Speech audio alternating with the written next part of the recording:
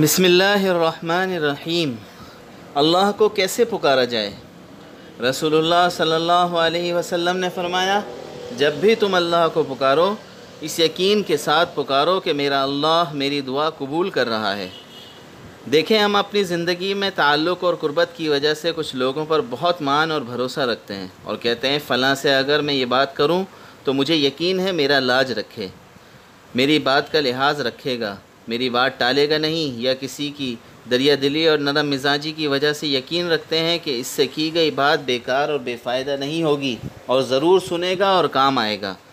جب بندوں کے بارے میں اپنے گمان یا ان سے تعلق کی بنیاد پر یہ رائے اور خیال و گمان ہے تو اللہ کریم سے تو مانگنا ہی اس یقین کے ساتھ چاہیے، وہاں تو شک کی گنجائش ہی نہیں، حسن ظن رکھتے ہوئے ہی مانگنا چاہیے۔ اور جب کوئی اس یقین اور حسن ظن کے ساتھ دعا کرتا ہے تو اس کا فوری صلہ یہ ملتا ہے کہ دل پرسکون ہو جاتا ہے، کیفیت یہ بن جاتی ہے کہ کال اٹھا لی گئی ہے، تار مل گیا ہے، رابطہ ہو گیا ہے، اگرچہ دعا کرنے والا کتنا ہی پریشان کیوں نہ ہو، مسائل تلے دبا ہوا ہی کیوں نہ ہو، آزمائش کی گرداب میں کتنا ہی پھنسا ہوا کیوں نہ ہو، اسے فوری سکون اطمینان ہو جاتا ہے۔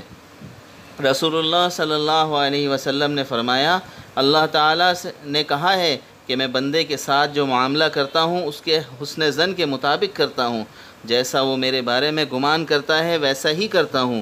زبان پر بول جو بھی ہوں دعائیہ کلمات ہیں، لیکن دل میں بدگمانی ہے، شکوے اور شکایتیں ہیں کہ اللہ تو میری سنتا ہی نہیں۔ بے یقینی کے لہجے میں دعا کرنا یہ تو خود محرومی کو گلے لگانا ہے اور اپنے اوپر رحمت کے دروازے بند کر لینا ہے۔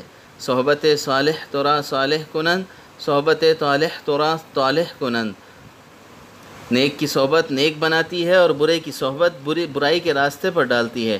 فرمایا، آدمی اپنے دوست کے مذہب پر ہوتا ہے، دیکھنا چاہیے اٹھنا بیٹھنا اور دوستی کس کے ساتھ ہے۔ اس صحبت کا اثر دنیا کی زندگی پر ہی نہیں پڑتا، آخرت بھی اس سے وابستہ ہو جاتی ہے۔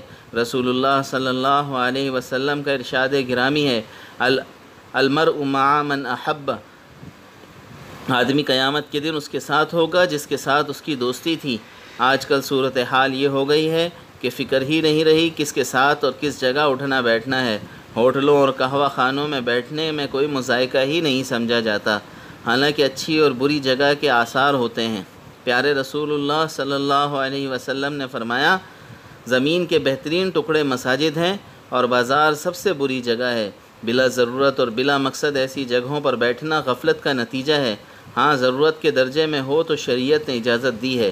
جدید آلات جو آ گئے ہیں ان کی بدولت کس کو کب سنا جا رہا ہے اور کس کی تحریر پڑھی جا رہی ہے، بدقسمتی سے اس جانب اب توجہ ہی نہیں رہی، حالانکہ کسی کو سننا اور پڑھنا بھی صحبت ہی کی طرح ہے۔